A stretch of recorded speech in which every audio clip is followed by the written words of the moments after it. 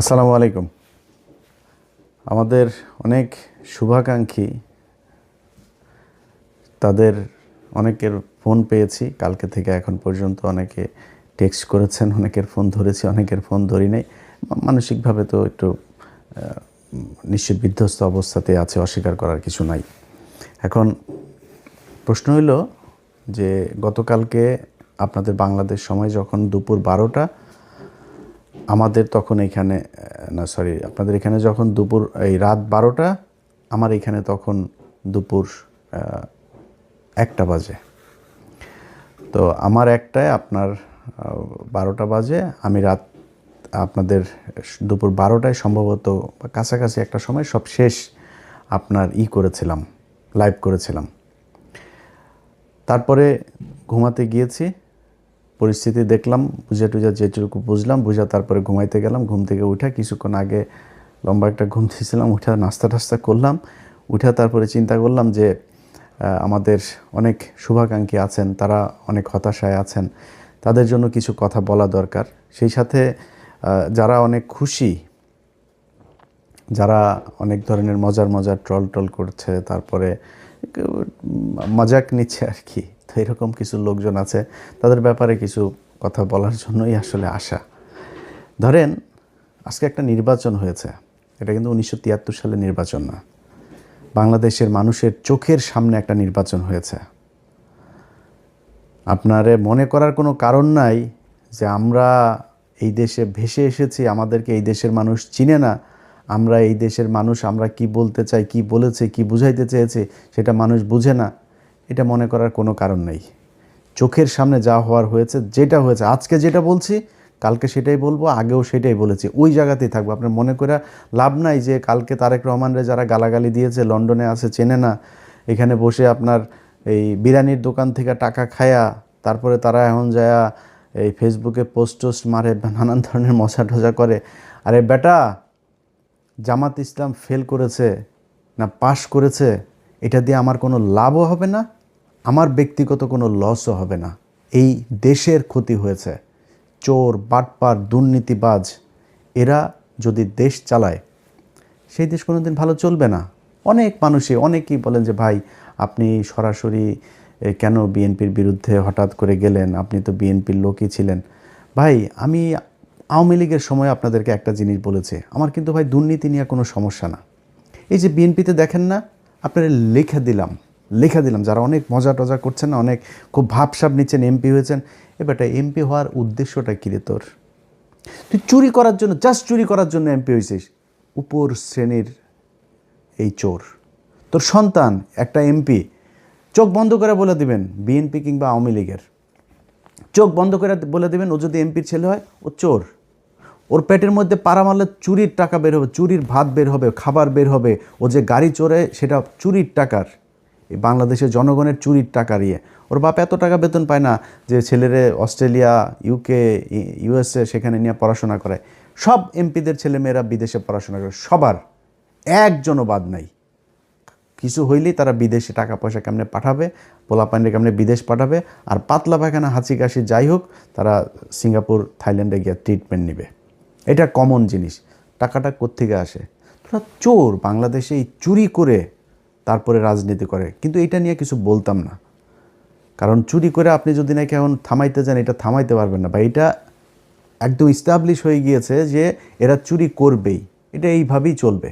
কালকে একজনকে আমি বলছিলাম যে যে কোনো এক পুলিশ অফিসারের আপনার সাথে কথা হচ্ছিল, আমি তার বললাম যে ভাই, তোমার সাথে কথা বলার সময় ভাবি আবার পাশে থেকে বলছে যে ভাই কী অবস্থা, সেই মাঝে মধ্যে কথা টথা হয়।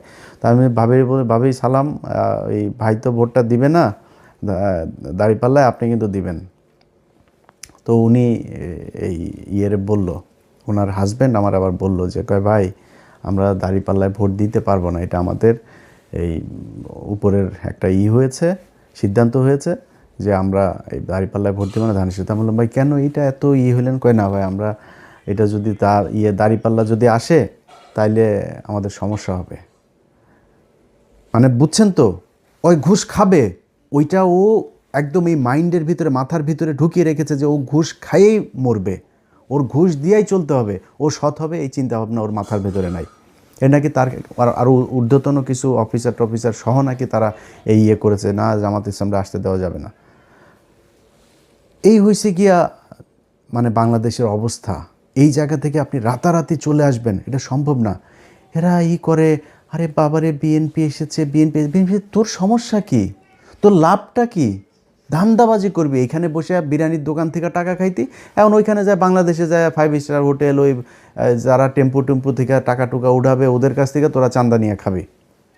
এটাই তো একটা টেলিভিশনে যায় না বসবি, এরপরে ওইখান থেকে বসে তারপরে ধান্দাবাজি করবি বিভিন্ন জায়গায়। তোর এই যে এমপির কাছে যে এলাকার পোলাপান যে যায় টাকা পয়সাগুলি দেয়, এটা কিসের টাকা? যে ভিক্ষা করে ওর টাকাও তোদের পেটে যায়। এই যে এমপিদের পোলাপান যারা আছিস, তোদের পেটের মধ্যে ভিক্ষা করে ফুটপাতে বসা ল্যাংরা খোরা যেসব মানুষ যাদেরকে আল্লাহ কোনো না কোনো কারণে প্রতিবন্ধী বানিয়েছেন, এরা হালাল ইনকাম করে। ভিক্ষা হালাল, কিন্তু খুব নিম্নমানের হালাল, কিন্তু হালাল, এটা হারাম না। সেই মানুষের টাকা তোদের পেটে আসে, কারণ ওই যে ভিক্ষা করে না, ওরা কিন্তু চাঁদা দেয়, চাঁদা না দিয়ে কেউ বসতে পারে না। এই চাঁদার এই টাকাও তোদের পেটে। সো এমপিদের তোরা এই এমপি হয়েছিস, এই আবার ভোট চুরি করে এত খুশি হয়ে তারপরে এত ভাল লাগে কথা বলতে। আরে বাবারে মনে হয় বিরাট একটা ব্যাপার, বা কি ভাই কি হইলো, আরে বাবা বিশাল ব্যাপার। কি করবি? চুরি করবি? কোনো ভালো উদ্দেশ্য আছে? একজন এমপি বল আমার বিএনপির একজন এমপি আছে যার কিনা উদ্দেশ্য আছে আসলে দেশের এই করা, দেশের সেটা মারা? এরা এই যে কথা বলে দেশের মানুষের জন্য কিছু, আল্লাহর পর সালারা, তুই মানুষের জন্য যদি কিছু করতে চাইতি তো সম্পত্তি কমে? কোনো এমপির সম্পত্তি কমে জীবনে কোনো দিন? ওই এমপি হইলে ওর যদি 5 কোটির মালিক হয়, পরের বছর এই হলফনামার মধ্যে যাই করে। এই হইল গিয়ে অবস্থায় এই হলফনামাটা নিয়েও এই ইউনূসের সরকার এই শয়তানি করেছে। আওয়ামী লীগের সময় হলফনামাগুলো অনলাইনে দেখা যাইত। কয়েকদিন আগে এই নির্বাচন কমিশন আসার পরে হলফনামাগুলো সব বন্ধ করে দিয়েছে। বন্ধ করেছে কেন জানেন?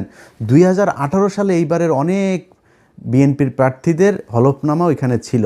ওই সম্পত্তির হিসাব এই 1.5 বছরে তো মিলবে না। এই 1.5 বছরে তো এক একজন আঙুল ফুলে কলা গাছ হয়েছে, এগুলো তো মিলবে না। তো না মিললে কি হবে? না মিললে তাইলে দেখে ফেলবে, বুঝে ফেলবে, ইচ্ছা করে খুব উদ্দেশ্য প্রণোদিতভাবে সেই ইয়েটা ওইখান থেকে সরানো হয়েছে হলফনামাটা। রেজাল্টটার আমি যখন কিনা 12টা পর্যন্ত আপনাদের করলাম, ঘুমাইলাম, তখন পর্যন্ত আপনাদেরকে আমি সব শেষ ইয়েতে লাইভে বলেছিলাম যে প্রথমে চারিদিক থেকে দাঁড়িপাল্লা রেজাল্ট আসা শুরু করেছে। আমার 2-1 ফোন করেছে মানে মজা করার জন্য, ভাই টিকিট করেন, দেশে আসতে হবে, এই সেই।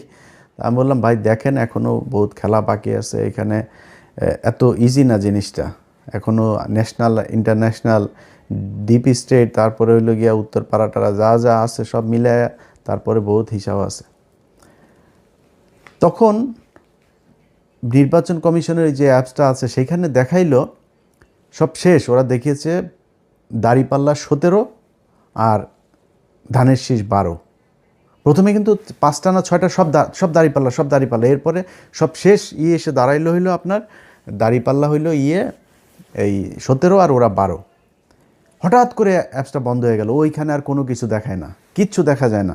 আমি আপনাদেরকে এখনও দেখাই, সেখানে আপনারা যদি যান, আপনারা নিশ্চয়ই অনেকেই এখানে এই অ্যাপসের ব্যাপারে আপনাদের জানা আছে। এই যে দেখেন রেজাল্ট শেষ হয়ে গিয়েছে, প্রধানমন্ত্রী বসে যাবে কিছুক্ষণের মধ্যে। সেই দেশে এখন পর্যন্ত নির্বাচন কমিশনের এই চোরের বাচ্চাদের সাথে আমার সমস্যাটা কেন হয়েছে সেটা এই দেশের মানুষ হারে হারে টের পাবে। এই চোরের বাচ্চারা আসার পর থেকে শুরু থেকে এরা জাউরামি শুরু করেছে। ইন্টারন্যাশনাল জাউরা একটারে নিয়ে বসাইছে ওইখানে, ন্যাশনাল জাউরাদের পাশাপাশি ইন্টারন্যাশনাল জাউরাও সেখানে বসেছে। সেই জাউরারা বসে তারপরে কি করলো, যারা ওদেরকে বসাইলো ওদের নাম দিল মব নাম দিয়া তারপরে করলো কি, ওদের দায় মুক্তি দিল। শুয়োরের বাচ্চা দায় মুক্তি, শেখ হাসিনারে খেদাইছে, এটার দায় মুক্তি। এটা কি অপরাধ করছে যে ওর দায় মুক্তি দিব? হিটলারের দেশে দায় মুক্তি দেওয়া হয়েছিল, মুসলিনের দেশে দায় মুক্তি দেওয়া হয়েছিল, কয়েকদিন আগে সিরিয়াতে হয়েছে, দায় মুক্তি দেওয়া হয়েছে। জীবনে কোনোদিন কোনো বিপ্লবে দায় মুক্তি দেওয়া হয়? দায় মুক্তি দিলে কি হয় এটা বাংলাদেশেই উদাহরণ আছে। জিয়াউর রহমান ইনডেমনিটি দিয়ে গিয়েছিলেন এই আপনার ইন্ডেমনিটিটা যদিও মুস্তাকের সময় দেওয়া হয়েছিল, সে এক্সটেন্ড করেছিল, সে ওইটারে উইথড্র করে নাই, কিন্তু ইন্ডেমনিটি দেওয়া হয়েছিল যে 15ই আগস্টে এটা নিয়ে কোনো বিচার করা যাবে নাই, সেই বিচার হয় নাই। আজকে যে দায় মুক্তি দেওয়া হয়েছে, এই দায় মুক্তি দিয়ে ইউনূস প্রমাণ করে গিয়েছে যে এরা অপরাধ করেছে, এই অপরাধের বিচার করা যাবে না। আমি অপরাধ করি না, আপনি দায় মুক্তি দিবেন কেন? যেদিন দায় মুক্তির কথা বলা হয়েছে, দায় মুক্তি অধ্যাদেশ যেদিন জারি করা হয়েছে, সেদিন এই যে যারা আছে আজকে বিপ্লবী, যারা জুলাই আন্দোলনের নেতৃত্ব দিয়েছিল, এদের ফাঁসির দড়ি রেডি করে গিয়েছে সেদিন থেকে। এরা এসে এখন সুশীল সাজে। একদম শুরুতেই মাহমুদুর রহমান যখন দেশে গেল, মাহমুদুর রহমান দেশে যাবে, তারা মাহমুদুর রহমানের 3-4 দিন দেশে জেলে থাকতে হইল। ওনারা আইন মেনে, তারপরে তুই কোন আইন দিয়ে রে উপদেষ্টা হয়েছিলি আমারে বলতো, কোন আইন তোরে শেখ হাসিনারে দেশ থেকে বার করাইলি? শেখ হাসিনার সংবিধানে কোনো অসাংবিধানিক, কোনো অনির্বাচিত সরকারের কোনো অস্তিত্ব আছে? সেই সংবিধানের উপরে বসে তোরা চুপ করে রেখে দিছিস। তোরা আসিস এদের বিরুদ্ধে দায় মুক্তি অধ্যাদেশ দেশ। এই দায় মুক্তি দিয়া আমি আজকে আমার মানে আল্লাহ কতদিন বাঁচিয়ে রাখবে সেটা জানি না, সারা জীবন তো বেঁচে থাকবো না। আমার মৃত্যুর আগে হোক আর পরে হোক, আপনাদের একটা জিনিস বলে গেলাম, এই দায় মুক্তি দিয়া যারা এই হাসনাত, সার্জিস, নাহিদ, আসিফ, মাহফুজ, যারা যারা আছে না, এদের ফাঁসি একদিন এই দেশে হবে, হইতে পারে যদি এই দেশে আবার আওয়ামী লীগ ব্যাক করে। আর আওয়ামী লীগ যে ব্যাক করবে সেটা মোটামুটি গ্যারান্টি হয়ে গিয়েছে। আওয়ামী লীগ আপনি রাজনীতি এই দেশে করতে দিবেন, রাজনীতি করতে দেওয়ার পরে মনে করেন 10-15 বছর পরে আওয়ামী লীগ আসলো, আপনাদের এই বিচার করবে না? বিচার তো করার জন্য আপনি সুযোগ দিয়েছেন, আপনি বলেছেন আপনি অপরাধ করেছেন, সেটার দায় মুক্তি দেওয়া হয়েছে, দায় মুক্তি অধ্যাদেশটা বাতিল করে দিল। কি করবেন? 15ই আগস্টের ঘটনায় সব কটার ফাঁসি দেওয়া হয়েছে না? এই একই দায় মুক্তির অধ্যাদেশ করা হয়েছিল তো, তাই না? এই ইন্ডেমনিটি দিয়েই তাদের বাঁচিয়ে রাখা হয়েছিল, দেশ থেকে বের করে দেওয়া হয়েছিল। তারপরে জিয়াউর রহমান যদি সেদিন এই বিপ্লবীদেরকে দেশে রেখে তারপরে যদি সরকার পরিচালনা করত, সেই বিপ্লবী সরকার দিয়ে যদি পরিচালনা করতো, তাহলে জিয়াউর রহমানেরও মরতে হইতো না। জিয়াউর রহমান এই একই পাকনামি করে তারপরে তাদেরকে, মেজর ডালিম যিনি এখন বাইরে আছেন, যদি আধা ঘন্টা তার সাথে কথা বলেন, তাহলে 29.5 মিনিট জিয়াউর রহমানরে গালাগালি করে উনি। বিশাল ক্ষোভ তার, প্রচণ্ড ক্ষোভ, অনেক ঘৃণা আমার দেশের প্রতি। কারণ এই দেশ তারা বাঁচিয়ে গিয়েছেন, এই বীর যোদ্ধাদেরকে আমাদের দেশের মানুষ সম্মান করতে পারে নাই, এই জন্য আজকে দেশের এই অবস্থা। আপনারা এখন দাঁত কেলায়া তারপরে হাসেন, আরে বাবারে বাবারে বাবা, কত নির্লজ্জ হইলে একটা মানুষ। আরে বেটা, মানুষ জানে না আমরা কারা, আমরা কি কথা বলি আমরা জানি না। তো একজন আমার একটু আগে বলতেছে যে ভাই আপনি বিএনপির বিরুদ্ধে একদম এইভাবে অলওয়ে কেন গেলেন? এবারটা বিএনপির বিরুদ্ধে যাই নাই, বিএনপি যে চাঁদাবাজি করে, চাঁদাবাজি করেই খাবে, এটা আমরা জানি। আমি আওয়ামী লীগ আমলে বলেছি এই কথা, যে বিএনপি যদি 15 বছর সুযোগ পায়, তাহলে আওয়ামী লীগের চেয়েও ভয়ঙ্কর অবস্থা ধারণ করবে দুর্নীতির দিকটা। খালি জিয়া পরিবারের প্রতি সম্মানটা কেন? জিয়া পরিবারের প্রতি সম্মান একটাই কারণ, সেটা হচ্ছে যে ভারতের বেলায় তারা এই ভারত তার বাবাকে মেরেছে, ভারত তার মাকে মেরেছে, হইতে পারে এই ভারতের হাতে তারও মৃত্যু হবে। সো এই ভারত আপনার তার পরিবারের শত্রু। পারিবারিকভাবে তারা ভারতের বিরুদ্ধে সবসময় অবস্থান নিয়েছে, তাদের ভিতরে একটা দেশপ্রেম আছে, যেই কারণে আমরা এদের প্রতি একটা আমাদের সফট কর্নার আছে, তাদের প্রতি একটা সম্মান আছে। কিন্তু এখন দুর্নীতির কথার কারণে তো আমরা তার কাছ থেকে এই বিএনপির বিরুদ্ধে এইভাবে দাঁড়াইনি। কেন দাঁড়িয়েছি? তিনি হঠাৎ করে এসে এখন বলছেন শেখ হাসিনার পরিবারের লোকজন চাইলে রাজনীতিতে ফিরবে। তারপরে আপনার হইলে আওয়ামী লীগ নাকি ওনাদের ভাই ভাই, নির্বাচিত হইলে সব মামলা তুলে নেবেন। আওয়ামী লীগের লোকজনের প্রতি কোনো ক্ষোভ নাই, তাদের কোনো কিছুই হবে না। তো সেটা যদি হয়, এখন হয়েছে, এখন সেটা হয়তো হবে। তো তাহলে তো এটা আমাদের সমস্যা।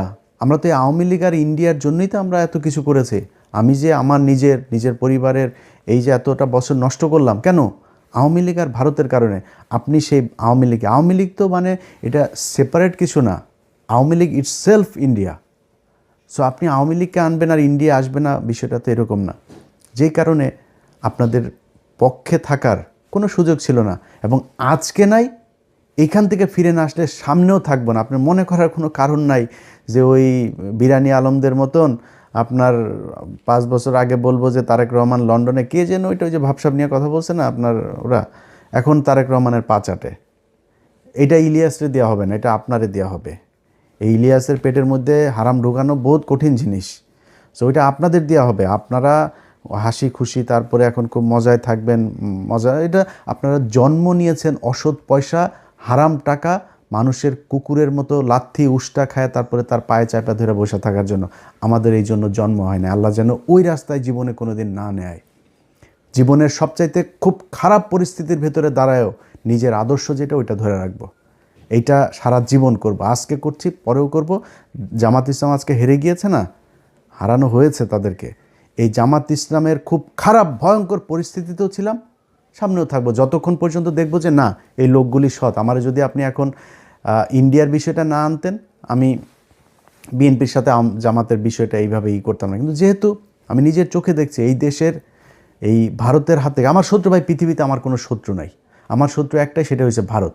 এই ভারতের বিরুদ্ধে যারা, ভারত যাদেরকে অপছন্দ করে আমি তাদের দলে। সো তারা স্পষ্ট অবস্থান নিয়েছে, তারা সরাসরি বলেছে যে খালেদা পুত্র ভারতের সাথে সমঝোতা করে দেশে ঢুকেছে। তাদের পত্রিকা নিউজ করেছে। এই কয়েকদিন আগে তাদের এক মিলিটারি অফিসার, খুব ঊর্ধ্বতন অফিসার, রিটায়ার্ড, সে বলেছে যে যেদিন বলেছে যে দিল্লি না ঢাকা, ঢাকা ঢাকা, দিল্লি না পিন্ডি, ঢাকা ঢাকা ঢাকা, এই ঢাকা না পিন্ডি, ঢাকা ঢাকা, এটা যেদিন বলেছে সেই দিনই বিএনপি শেষ হয়ে গিয়েছে, সেদিনই বিএনপি ভারতের পক্ষে চলে এসেছে। রিটায়ার্ড অফিসার বলেছে এই কথা। তো এর মানে হলো কি যে আপনার ভারতের সাথেও তাহলে নিশ্চয়ই কিছু একটা হয়েছে, আমরা তো সেটা এখনও জানি না সেই ঘটনা কি হইলো আসলেই কি। তো এই জিনিসগুলি আমরা দেখলাম সেই শুরু থেকে এখন পর্যন্ত। তো দেখে একটা নির্বাচন হইল, এবং সেই নির্বাচনের মধ্যে যদি নাকি মিনিমাম আপনাদের লজ্জাবোধ থাকতো বা সততাবোধ থাকতো, তাহলে নির্বাচন শুরু হওয়ার আগের থেকে 2 মাস ধরে যখন এই যে মানুষগুলোকে আপনার করা হচ্ছে, হুমকি দেওয়া হচ্ছে, ঘর থেকে বের হইতে পারবি না, ঘর থেকে বের হইলেই কিন্তু পা ভেঙে দেওয়া হবে, ভোট কেন্দ্রে ধানের শীষের লোক ছাড়া কাউকে যেতে দেওয়া হবে না, এই এই এই হুমকিগুলো দিয়েছে না। এই হুমকি দেওয়ার পরে বিএনপি থেকে কোনো ব্যবস্থা নেওয়া হয়েছে? তারেক রহমান দেশে যাওয়ার পরেও কোনো ব্যবস্থা নেওয়া হয়েছে? কিছুই করা হয় নাই। তাহলে ঘটনাটা কি দাঁড়াইলো? ঘটনা দাঁড়াইল আপনারা এরকম একটা নির্বাচন করেই ক্ষমতায় আসতে চেয়েছেন। সো এত ভাব মারার কিছু নাই তো, চুরি করে এসেছেন ক্ষমতায়, চুরি করে ক্ষমতায় দেখেন থাকেন। আল্লাহ যা করে ভালোর জন্য করে।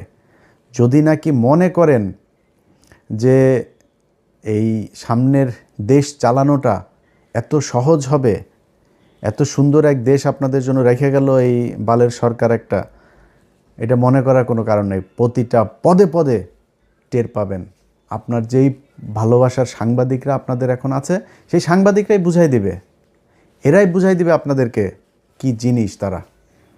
তারা সেই হাসিনার পাচাটা কুকুরগুলো এখন ওইখানে বসে আছে, তারা এখন আপনাদের খুব বিপদে পড়ে তারপরে পাটা চাটছে। কয়দিন পরে পা দুইটা ধাপ করে সরাই দেওয়ার পরে বিচিতে ধরে টান দিবে, বলে গেলাম এটা। তো এই হচ্ছে নির্বাচনের সার্বিক অবস্থা। আপনাদের যদি আমি চ্যানেল 24-এর ইয়েটা দেখাই, আপনারা দেখেছেন গণমাধ্যমের আজকের ভূমিকা। তারা প্রথম অবস্থায়, আমি সব শেষ ইয়েটা যখন করলাম, লাইভটা যখন করলাম, ধরেন তখন বাজে কয়টা, বাংলাদেশ সময় দুপুর 12টা বাজে। ওই সময়টাতে দেখেন তারা কি করলো, নিউজ করছে শুধু বিএনপির, শুধু বিএনপির। আরে আমার তো মানে মূল ছিল যে খবরটা জানা, যে চুয়াডাঙ্গার অবস্থাটা কি, যে চুয়াডাঙ্গায় কতজন এই শরীফের বিরুদ্ধে যে দাঁড়িয়েছে মাসুদ পারভেজ রাসেল, তার কী অবস্থা। ওনার আবার ওইখানে আমার কিছু সম্পৃক্ততা আছে, যেই কারণে আমার এটা নিয়ে খুব আগ্রহ ছিল। রাত 12টার ভেতরে উনি রেজাল্ট পেয়েছেন। মানে এই রেজাল্ট পাওয়ার পরে সেই মাসুদ পারভেজ রাসেলের নিউজ হয়েছে হলো চ্যানেল 24-এ এখন থেকে 2 ঘন্টা আগে।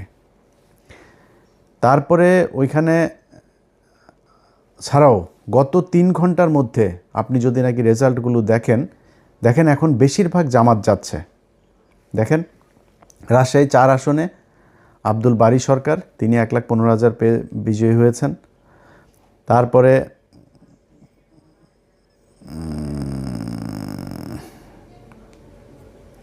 তারপরে ধরেন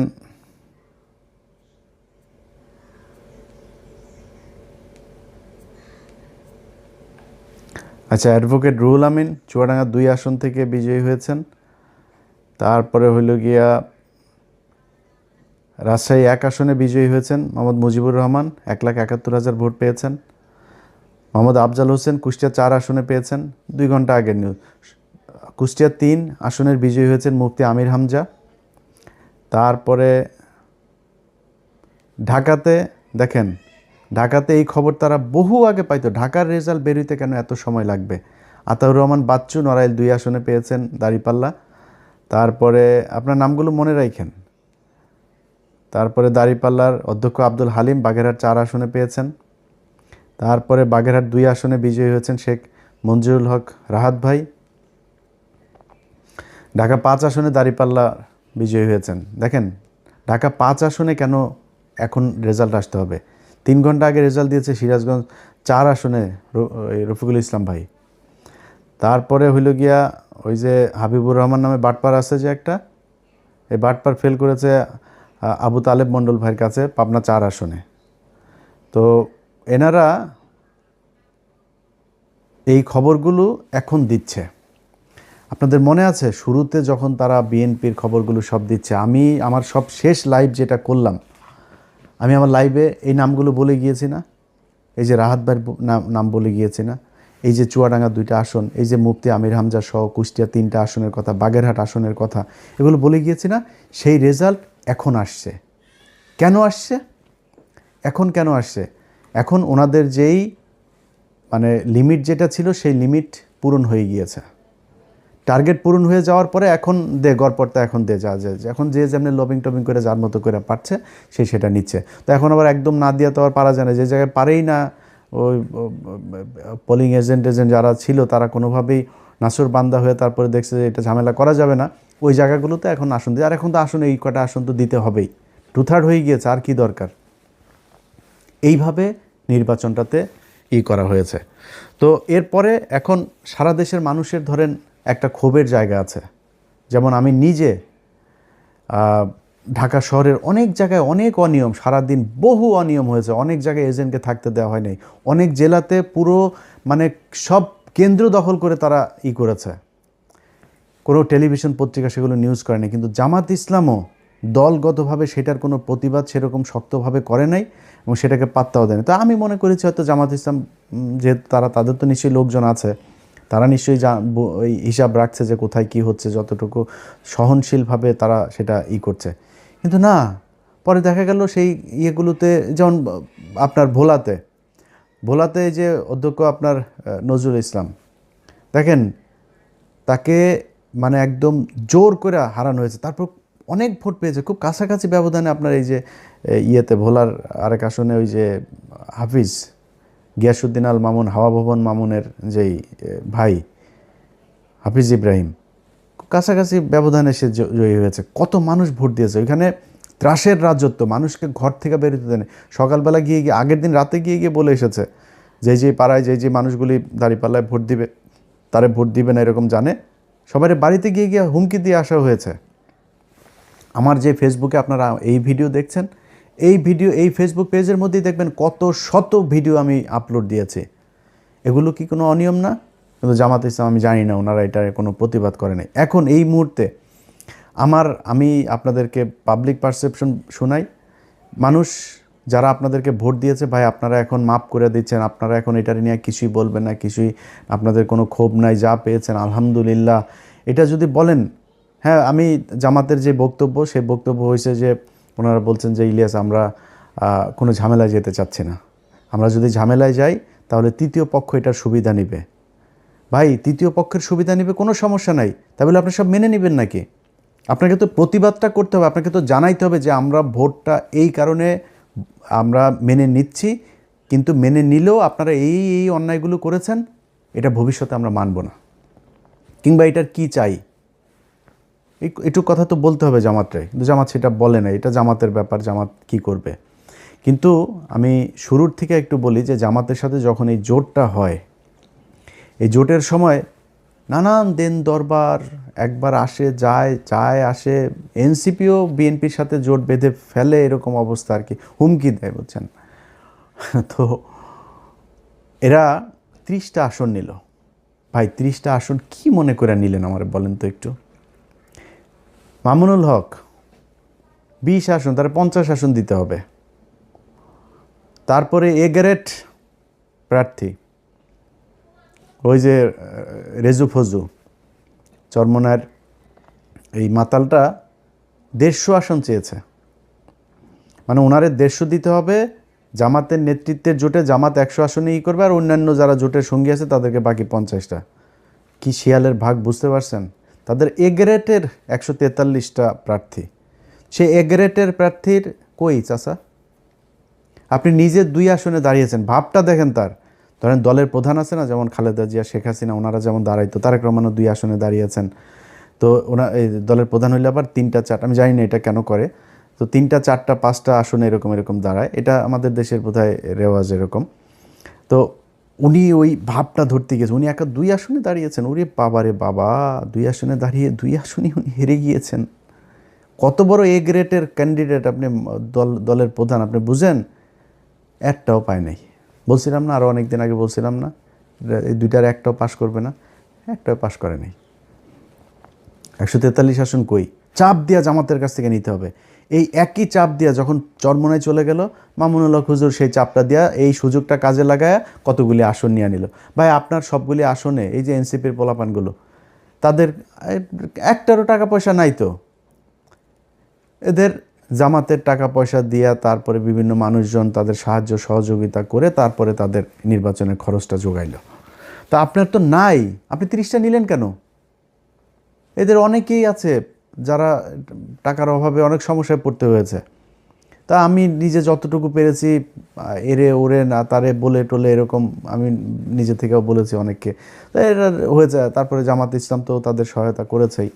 তো এইভাবে তো আপনি 30 আসন নিলেন কেন? এই যে চুয়াডাঙ্গা 1 আসনে, এটা আমার ইস্যু। আমি এই শরীফকে নিয়ে 15 মিনিটস করেছিলাম। বিশাল চাঁদাবাজ, ধর্ষক একটা মেয়েকে ধর্ষণ করে, তারে ভুয়া বিয়ে করে, তারপরে শারীরিক সম্পর্ক করে মেয়েটারে তারপর ছেড়ে দিছে। সেই মেয়েটা যখন তারা চাপ দিছে, তারা মাদকের আসামি বানায় জেলখানা, এখনও জেলে আছে সেই মহিলা। সেই মহিলা একজন বিএনপির কর্মী, তার ভাই বিএনপি আওয়ামী লীগের সময় অনেকবার জেল খেটেছে, অনেক নির্যাতন সহ্য করেছে, অনেক মামলা আছে তার নামে। সেই ছেলেটার বোনটাকে আপনার, ওর বোনটাও জামাত এই বিএনপি করতো, একই সাথে রাজনীতি করতো, গান গায় মহিলা। সেই গানের শিল্পীটাকে আপনার জেলখানায় নিয়ে রেখে দিয়ে এখনও সে জেলে। এগুলোর কারণে আমি বিএনপিকে, আমি তারেক রহমানকে বলেছি, বিএনপির সর্বোচ্চ নীতি নির্ধারণীর কাছে আমি এই চুয়াডাঙ্গা 1 আসনের এই প্রার্থীর, আমি কোনো নির্দিষ্ট কোনো প্রার্থীর কথা বলি না, বলছি এরে সরান। এটা নিয়ে বিএনপির সাথে এবার আমার প্রথম ঝামেলার শুরু। ওমা 5 দিন পরে তারে মনোনয়ন দিয়েছেন। এত ঘাটতারামো করা তো ভাই ভালো না, তাই না? তার মান দিয়া তারপরে কি করেছেন এখন দেখেন অবস্থা। এইখানে জামাত ইসলাম চেয়েছিল মোল্লা ফারুক নামে এক ছেলের দিতে। এর না আছে এলাকায় কোনো প্রভাব, না আছে কোনো ভোট, না আছে পরিচিতি, কিছু নেই, ঢাকায় থাকে। সে যায় আক্তারের বন্ধু, এই জন্য তারা জামাত ইসলাম দিবে। আমি জামাত ইসলাম বলছি যে ভাই এটা দিতে হবে, এটা আমার আসন, আমারে দিতে হবে, এটা আমি চাইলাম। আমি চাই নিয়ে তারপরে এই অ্যাডভোকেট মাসুদ পারভেজ রাসেলকে এটা করেছি যে আপনি নির্বাচন করবেন। বিশাল ব্যবধানে জিতেছে সেখানে চুয়াডাঙ্গা 2টা আসনই জামাত পেয়েছে, সেখানে নিয়ে দেওয়া হলো। ওখানে যদি ওই ছেলের দেওয়া হইতো 100% সে হারতো। আমি আলেম সাহেব নাম বলে আর চাকরি হারাইতে চাই না, আলেম সাহেব আপনার জোটের সঙ্গী বিএনপির প্রার্থীর কাছ থেকে মাত্র 1 কোটি টাকা নিয়েছে। 1 কোটি টাকা নিয়ে সিট বেঁচে দিয়েছেন তিনি। ঠিক আছে ভাই আপনি করেন, আমি আমার মতো চুপচাপ থাকবো। এই হইল অবস্থা। তো আপনারা এই যে এতগুলো আসন নিয়ে তারপরে জামাত ইসলামের এটারে নষ্ট করলেন, এটা করা তো ভাই ঠিক হয় নাই। এটা করাতে আপনারও ক্ষতি হয়েছে, তাদেরও ক্ষতি হয়েছে। এই যে আজকে মামুনুল হক তিনি আপনার করছে, এই কান্নাকাটি করছেন, এখন তারা জোর করে করছেন। ভাই আপনার তো লোক নাই। আমি ঢাকা শহরের মতো জায়গায় অনেক জায়গায় শুনেছি যে মানে বেশিরভাগ সব জায়গাতেই 3জন 4জন করে তাদের লোক, এখানে এদের 1জন লোক, কোথাও লোকই নেই। তাদের বাইরে বুথ করা হয়েছে 3টা 4টা বুথ, তাদের বুথের ভেতরে পানি টানি খাবার টাবার বিরিয়ানি টিরানির অভাব নাই। আর শিবিরের ছোট্ট একটা বুথ, এইভাবে নির্বাচন করেছে।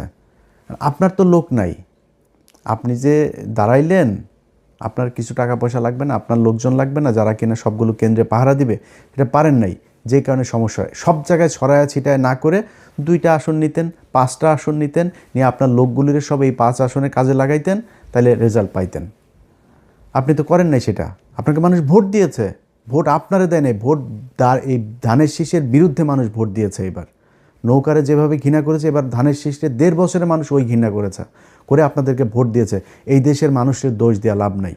আপনাদের ভোট দিয়েছে, আপনারা সেই ভোট গণনা করে সেই রেজাল্টটা আপনারা ঘরে আনতে পারেন, এটা আপনাদের ব্যর্থতা।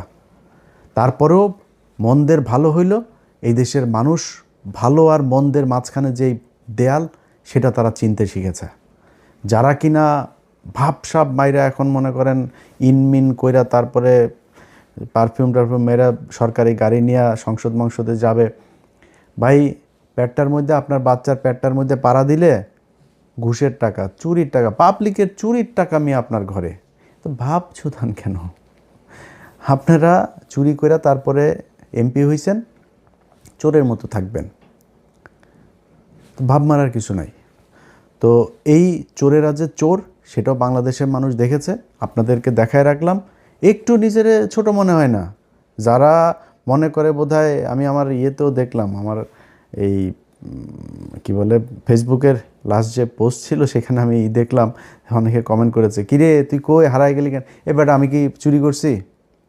আমি চোর, আমার পেটে ঘুষের টাকা, আমার পাশে পেটের মধ্যে চুরির টাকা, তোর তোর বাচ্চাদের পেটের মধ্যে এখন সরকারি গমের টাকা যাবে, সরকারি চালের টাকা যাবে, ভিজিএফ কার্ডের টাকা যাবে, ফ্যামিলি কার্ডের টাকা যাবে তোর সন্তানদের পেটের মধ্যে, তোরা খাবি এগুলি। আমি কেন লজ্জা পাবো রে? আমার লজ্জা পাওয়ার কি আছে? আমার মানুষ ভোট দিয়েছে, তোরা চুরি করেছিস, ভিডিও আছে সব জায়গার। মনে করেন যে আপনারা এখন ওনারা বলতে পারে যে ভাই সব জায়গাতে হয় নাই, সব জায়গাতে হয় না, এটা আপনারা বললো আগে, প্রতিটা আসনে হয়েছে, ইচ অ্যান্ড এভরি কনস্টিটিউয়েন্সি, কিন্তু যেটা হয়েছে কোনো জায়গায় কম হয়েছে, বেশি হয়েছে। এখন আপনি মনে করেন যেই জায়গাগুলোতে আপনারা করলেন, দেখলেন, আপনার দল থেকে বলা হয়েছে যে এই জায়গায় আমরা চুরি করে জিতছি, ভাই এই জায়গায় চুরিটা একটু বেশি হয়ে গেছে, আরবার নির্বাচন করব, বলছেন নাকি এখন পর্যন্ত? এই যে 2-3 মাস ধরে আপনার হুমকি দেওয়া হচ্ছে, ভোট কেন্দ্রে যাইতে দিবে না, ভোট কেন্দ্রে গেলে হাত পা গুঁড়া করে দিবে, তাদের বলা হয়েছে নাকি এই তোমার দিব না, নির্বাচন করতে দিব না? এই চুয়াডাঙ্গার কালকের দিনের ঘটনা, ভোট চলাকালীন সময়, আমার পেজে যায়েন ভাই, সব আছে এখানে। চুয়াডাঙ্গার প্রার্থীর ভাই শরীফুজ্জামান শরীফের ভাই টরিক, সে এক ভোটারে বলছে, কয় তোরা ভোট দিতে যাবি না, ভোট দিতে যাইতে দেবে না, কয় তোরা দাঁড়িপাল্লায় ভোট দিবি জানি, তোরা ভোট দিয়ে যাবে না। আর শোন, ভোট দিতে যেও লাভ নেই, কারণ হচ্ছে গিয়ে ওই যে দাঁড়িপাল্লায় ভোট দিলেও ওইটা ধানের শেষে কিন্তু পাস করবে। দেখেন আমার পেজের মধ্যে যায় দেখেন, গেলে এখানে পাবেন, সব কিছু আছে ওই জায়গায়। এইটা হয়েছে, এইভাবেই নির্বাচনটা হয়েছে। তা আমরা লজ্জা পাবো কেন রে? তোরা চুরি করছিস, চোর, এমনিতে কয়দিন পরে চুরি করবি, ভোটে আসছিসও চুরি করে। হাসিনা ঠিক যেমনি চুরি করতো, তোরা ওইভাবেই চুরি করছিস। তো তোদের সাথে আর হাসিনার সাথে পার্থক্য কী? তোরা না কয়দিন আগে বলতে যে ভোটের অধিকার ফিরায় দিব, তোর এইটার নাম ভোটের অধিকার ফিরায় দেওয়া? যে হাসিনা যেমনি চুরি করতো সেমনি যদি করিস, দেশটারে চালা। আমরা চাই, আল্লাহর কাছে দোয়া করি, একমাত্র যারে কিছু বলি নাই এখনও পর্যন্ত, সেটা হলো তারেক রহমান। তারেক রহমানের প্রতি আমার 2 দিন আগের ভিডিওতেও বলেছি যে ওনার প্রতি একটা প্রত্যাশা এই দেশের মানুষের এখনও আছে। উনি দেশ কেমন চালাবেন আমরা জানি না, আশা করি উনি ভালো কিছু করবেন, অন্তত ভারতের ওই ফাঁদ থেকে তিনি বের হয়ে আসবেন। দুর্নীতি তারেক রহমান আপনি নিজে চাইলেও ঠেকাইতে পারবেন, ওইটা আপনার সম্ভব না, কারণ আপনার দলের মোটামুটি সবই চোর, আপনি ওইটা ঠেকাইতে পারবেন, ওইটার সমস্যা নেই, ওইটা আমরা মাইন্ড করি না। আপনি করবেন, ভারতের বিষয়টা একটু মাথায় রাখেন, এইটা আপনার কাছে অনুরোধ থাকলো, তাইলে আপনার বিরুদ্ধে কখনোই কিছু বলবো না। তো ওনাদের এই জায়গাগুলোর বিষয় নিয়ে আমাদের অনেক ছিল, চুরি টুরির এই বিষয়গুলো নিয়ে, যেগুলোর কারণেই আমরা আজকে সারাদিনই আপনার নির্বাচনের সারাদিনই আপনাদেরকে সেই জিনিসগুলো দেখিয়েছি। দেখানোর পরে সেটার কোনো প্রতিকার হয়নি, বরং নিয়ে আসা হয়েছে। তো চোরেদের জন্য শুভকামনা থাকলো। আপনারা 12 তারিখের পরে 13 তারিখ থেকে, আজকে সেই 13 তারিখ শুরু হয়েছে, আশা করি আজকে থেকে নিয়মিত আপনারা চাঁদাবাজি করবেন। আপনার পেটের, আপনার সন্তানের পেটে, বউয়ের পেটে, ঘরের সবটার পেটের মধ্যে এই চাঁদাবাজির টাকা থাকুক, এটা আপনাদের দোয়া করি। এটা আপনারা জাতীয় খাবার হিসাবে, আহার হিসাবে নিয়েছেন, খান, ভালো থাকেন। কিন্তু আমাদের জায়গা থেকে আমরা যেইখানে ছিলাম সেইখানেই আছি। জামাত ইসলাম যদি পচে গলে গন্ধ হয়ে যায়, তাও এইটুকু জানি যে জামাত ইসলামের কোনো লোকের দিয়া মানে হইতে পারে একটা জামাত ইসলামের লোক ওই একজনের আপনার পরকীয়া করতে গিয়ে ধরা পড়ে নাই, জামাত ইসলামের লোক খারাপ করতে মানে শয়তানে তারা ধরবে না, এটা করে। কিন্তু একজনের পরকীয়া করতে যায় ওই নেতা জামাত ইসলামের জীবনে এসে কোনো দিন আর কোনো পথ পাবে না। ধান্দাবাজি করবে, চাঁদাবাজি করবে, টেন্ডারের টাকা মেরে খাবে, দলের টাকা মেরে খাবে, সরকারের টাকা মেরে খাবে, জীবনে কোনোদিন দলে এসে সে চান্স পাবে না। শিবিরের কোনো ছেলে যা ইপটিজিং করেছে, কোনো মেয়ের সাথে যা ইসলামী ছাত্র সংস্থার এক মেয়ের সাথে যা প্রেম করেছে, দুইটাই বহিষ্কার দল থেকে, এটা সম্ভব না। কিন্তু আপনার অন্য দলের ক্ষেত্রে সেটা একদম খুব নর্মালি এই জিনিসগুলো নিয়ে যাওয়া হয়, যেই কারণে তাদের প্রতি একটা ভালোবাসা থাকবে সবসময়। বিশ্বাস করি জামাত ইসলামকে যদি আল্লাহ সুযোগ দেয়, জামাত ইসলাম এই দেশে ক্ষমতায় আসবে, এবং যেদিন ক্ষমতায় আসবে সেদিন এই দেশের চেহারা পাল্টে যাবে। এবং সেইটা বাংলাদেশের মানুষ এইবারই চেয়েছিল, হইতে দেওয়া হয় নাই। সময় আছে, সামনে হবে, না হইলেও সমস্যা নাই। যদি 10,000 বছর না হয় সমস্যা নাই তো। আমি কি মানে আমার চোখের সামনে আমি মানে জল জল করে আমার যদি আপনি দাড়িপাল্লার ধানের শীষ দাঁড় করায় দেন, হয়তো এখন যেভাবে বলি এভাবে বলতাম না, আমি জীবনে ভোট দিতাম নাকি ধানের শীষের। আমি মানে দুইটারে যদি আপনি এক জায়গায় আমার বলেন যে দুইটার কারে ভোট দিবা, আমি দিব। কারণ গত 1.5 বছরে তো আমরা দেখলাম আপনাদের প্রতি যেই ভালোবাসা ছিল, এই 1.5 বছরে আপনারা এত তাড়াতাড়ি যে অমানুষ হয়ে যাবেন, চাঁদাবাজ হয়ে যাবেন, এটা তো বুঝতে পারি নাই ভাই। কয়েকদিন আগে জেল খেটেছেন, এই নির্বাচনে আজকে এমপি হবেন, এটা চিন্তা করেছেন? অনেকের জেলখানায় ফাঁসি হইতো। এই যে আজকে বাবর ভাই, ওনার ব্যাপারে আমি ওনার লোকজন চাঁদাবাজি করে কিনা আমি জানি না, কিন্তু বাবর ভাই আজকে ওনার ফাঁসি হওয়ার আসামি। উনি এখন আজকে এমপি বানিয়েছেন আল্লাহ ওনাকে। আমি জানি না উনি জিতেছেন কিনা, যদি হয়ে থাকেন আমি চাই উনি এমপি হোক, আল্লাহ ওনাকে জেতাক। উনি কই ছিল? এইটুকুতেই ভাই সন্তুষ্ট হওয়া দরকার ছিল। আপনি জামাত ইসলামের কি হারানোর কিছু আছে নাকি রে ভাই? জামাত ইসলাম কি যায় দলে যায় চাঁদা খাবে? জামাত ইসলাম ওইখান থেকে যায় ইনকাম করবে? জামাত ইসলাম যেইটা করতো জামাত ইসলাম এখন ওইটাই করবে। জামাত ইসলাম হারানোর কিছু আছে? ওরা এই গত 15 বছরে যে নির্যাতন সহ্য করেছে, ওদের আবার কি? ওদের নিষিদ্ধ করে রাখা হয়েছিল, একদম নিষিদ্ধ জঙ্গি গোষ্ঠীর মতো আচরণ করা হইতো ওদের সাথে। সেই দলটা আজকে যেখানে এসেছে, এটা ওদের জন্য বিশাল ব্যাপার। এনাফ ওদের জন্য। ওরা কিছু হারায় নাই, এই দেশের মানুষ হারিয়েছে। আমার আজকে যদি জিজ্ঞেস করেন যে ভাই আপনার কেমন, আপনার কি সমস্যা, আপনার কি হইলো, আপনি কতটুকু ভাই আপনার তো হয়ে গেল, আমার কিছু লস হয়নি ভাই। আমারে আল্লাহর রহমতে আর্থিকভাবে আল্লাহ যথেষ্ট সচ্ছল রেখেছেন, আল্লাহর রহমতে ভালো আছি, আল্লাহ সুস্থ রেখেছেন, হাত পা দিয়ে কাজ করে খাইতে পারি, এটাই এনাফ। কিন্তু সমস্যাটা কি হয়েছে জানেন? যেটা গতকালকের ভিডিওতে বলেছিলাম, নির্বাচনের আগের দিনে যে ভিডিও, যে কিছু কাজ ছিল যেই কাজগুলোর জন্য এই ইউনূস সরকারের সাথে আমার সব সমস্যার শুরু। সেটা হচ্ছে এই যে বিডিআরের লোকগুলোরে তাদেরকে কথা দিয়েছিলাম যে ভাই যদি জামাত ইসলাম আসে আপনাদের জন্য সর্বোচ্চ করব। এই যে আলেমগুলো আছে, এই আলেমগুলোরে বলছিলাম তারেক রহমান আপনার কাছে একটা অনুরোধ করি, যদি কেউ পারেন আমি তারেক রহমানের সমালোচনা করলে যারা পাঠান তাদেরকে বলবো যে একটু তারেক রহমান রে ওগুলি না দেখায় এটা ওনারে বললেন যে একটু 2 মিনিটের জন্য একটু খোঁজটা নিতে। আমি জাস্ট আপনাদের ক্লু দিয়ে দেই। দেখেন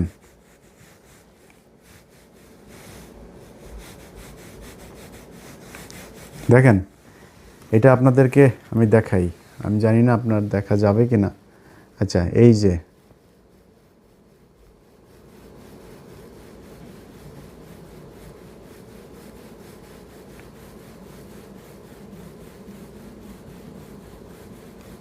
দেখেন কত লম্বা জিনিস।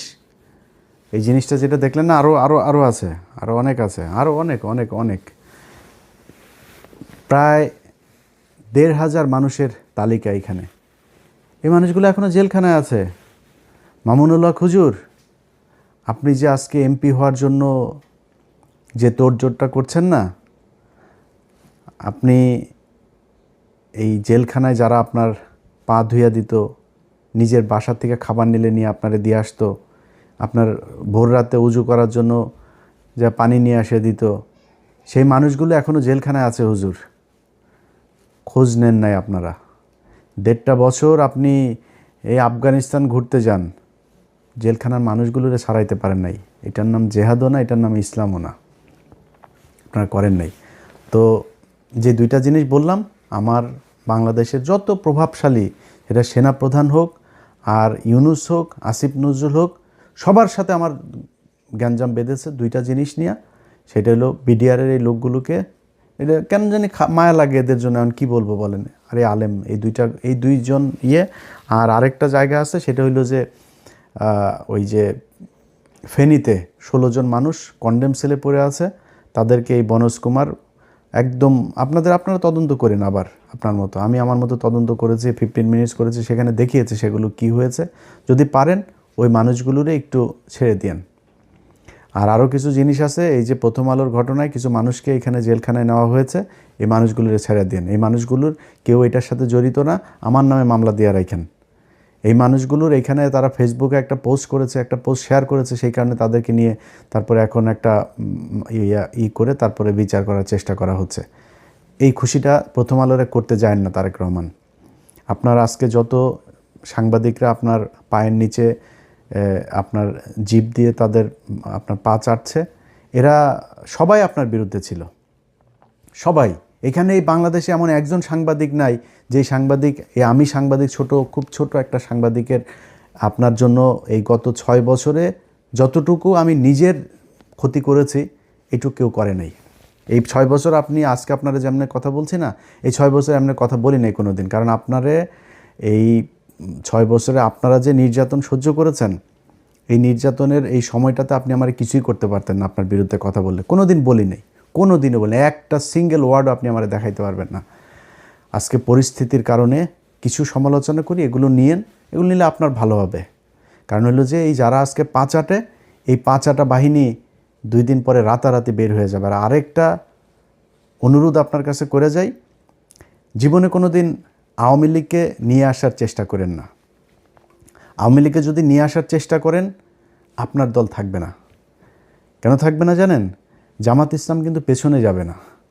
জামাত ইসলাম যেখানে এসছে এখান থেকে সামনে যাবে। আমি এবার একটা খুব কুবুদ্ধি দিয়েছিলাম জামাতের আমিরকে। আমি তাদের বলেছিলাম যে হুজুর আপনি একটা কাজ করেন, আওয়ামী লীগকে নির্বাচনে আসতে দেন। আওয়ামী লীগের নির্বাচনে আসলে আওয়ামী লীগ জামাতের ভোট কাটতো না, আওয়ামী লীগ আপনাদের ভোট কাটতো। যে হিন্দুদের ভোট পেয়েছেন, হিন্দুদের ভোট তো রিজার্ভ ভোট, এটা আওয়ামী লীগের জন্য, এটা আপনারা পাইতেন না। আওয়ামী লীগের নিজস্ব ভোট অনেক পেয়েছেন আপনারা, সেটা আপনারা পেতেন না। আমি এই বুদ্ধিটা কিন্তু দিয়েছিলাম, কারণ আমি জানি যে আপনারা তো করবেনই। আমি তারা বলেছিলাম যে বিচার যাদের নামে আছে, মামলা টামলা আছে, তাদের বিচার করেন, বাট আওয়ামী লীগকে আসতে দেন। সামনে আওয়ামী লীগকে আনতে দিবেন না। এই দেশে আপনাদের 2 চেতনার, আপনারাও তো নাকি 71-এর চেতনার দল, এখন আগে জানতাম না, এটা নতুন করে জানতে পারছি। তো আপনাদেরকে যারা চেতনার দল আর আওয়ামী লীগ চেতনার দল, এই 2টার মধ্যে একটা থাকবে, 2টা থাকতে পারবে না। জামাত অন্য লাইনের, ওই লাইনের লোক যারা, তারা জামাতের পেছনেই থাকবে।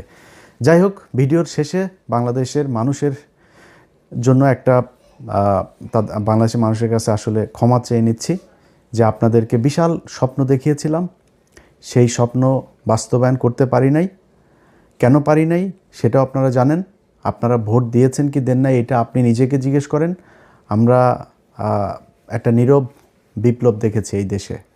মানুষ জোর করে এসে 6টা থেকে এসে আপনার ভোট কেন্দ্রে এসে দাঁড়িয়ে থেকেছে। মানুষ ঝগড়া করেছে ভোট কেন্দ্রের ভেতরে, 8-10 জন বিএনপির ক্যাডারদের সাথে তারা তর্ক করে নিজের ভোট নিজে দিয়ে এসেছে, এগুলো আমরা দেখেছি। সো আপনারা আপনাদের দায়িত্ব পালন করেছেন। আমার আসলে দায়িত্ব তো, আমি তো আর কোনো রাজনৈতিক দল না, আমি মাঠেও নাই। আমার না বলবো জামাত ইসলাম দায়িত্বটা খুব ভালোভাবে, বোধহয় এই দায়টাও জামাত ইসলাম আমার মনে হয় তারা নেবে, এবং আপনাদের কাছে জামাত ইসলামও নিশ্চয়ই এই ক্ষমাটা চাবে। আর জামাত ইসলামের জন্য শুভকামনা থাকলো। তাদের সততা যতদিন আছে, এই সততা নিয়ে তারা বাংলাদেশের মানুষের পাশে থাকবে, এটাই অনুরোধ থাকবে। আবারও সবাইকে শুভেচ্ছা জানিয়ে, ভালোবাসা জানিয়ে, নতুন একটা বাংলাদেশ, যে বাংলাদেশটা অন্তত হাসিনার মতো হবে না, এমন একটা বাংলাদেশ দেখতে চাই।